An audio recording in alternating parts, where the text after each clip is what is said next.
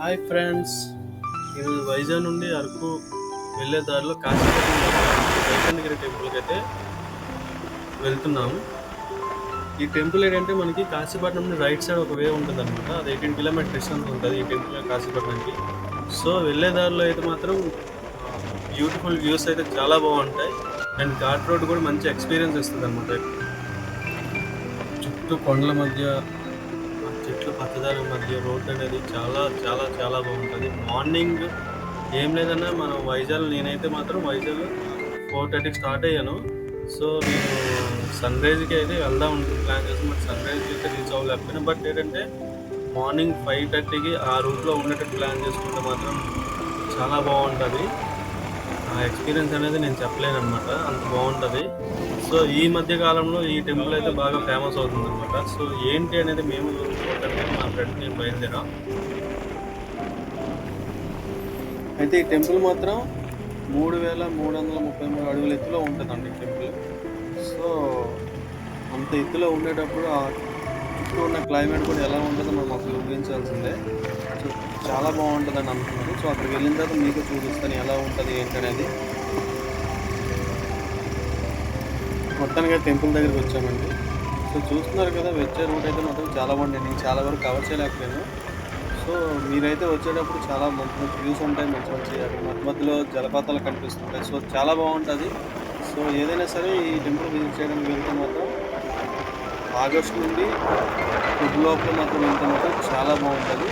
August కన్నా better September కానీ October నుంచి నుంచి మనకి ఫిబ్రవరి లోపల కానీ వెళ్తే మాత్రం చాలా బాగుంటుంది. ఎందుకంటే కూల్ క్లైమేట్ ఉంటుంది అండ్ చుట్టుపక్కల చూడడానికి కూడా మంచి మంచి వ్యూస్ ఉంటాయి అన్నమాట. సో మ్యాక్స్ వెళ్ళడానికి ట్రై చేసి ఆ టైంలోనే వెళ్ళడానికి ట్రై చేయండి. మొత్తానికి అయితే వచ్చాం, ఎంట్రీ ఇదే. ఏమో మరి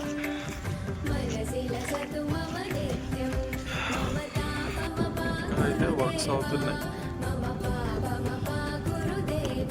సో చూస్తున్నారు కదా, టెంపుల్ కన్స్ట్రక్షన్స్ అయితే ఇంకా అవుతున్నాయి. ఇంకా వర్క్ అయితే చాలా స్పీడ్ చేస్తున్నారు.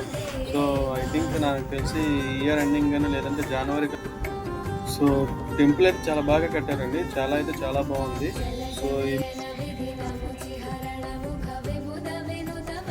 సో మనం టెంపుల్ లోపల వెళ్ళిన తర్వాత మనకి ఆంజనేయ స్వామి దర్శనం ఇస్తారు. తర్వాత మనకి అక్కడ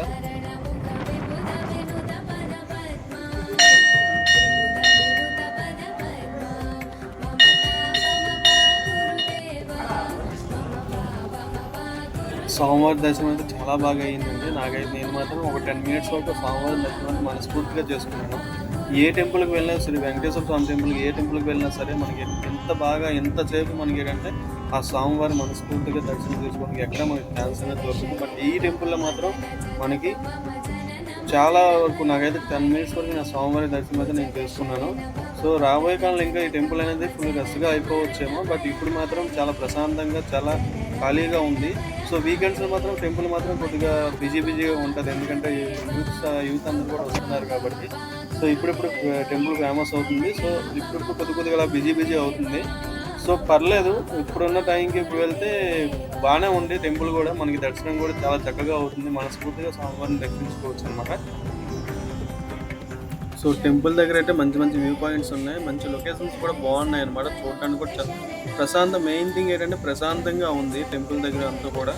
సో ఇప్పుడైతే మేము ఇక్కడ దర్శనం చేసుకున్న తర్వాత ఇప్పుడైతే మేము బొర్రా కేవ్స్కి స్టార్ట్ అవుతాం అనమాట. సో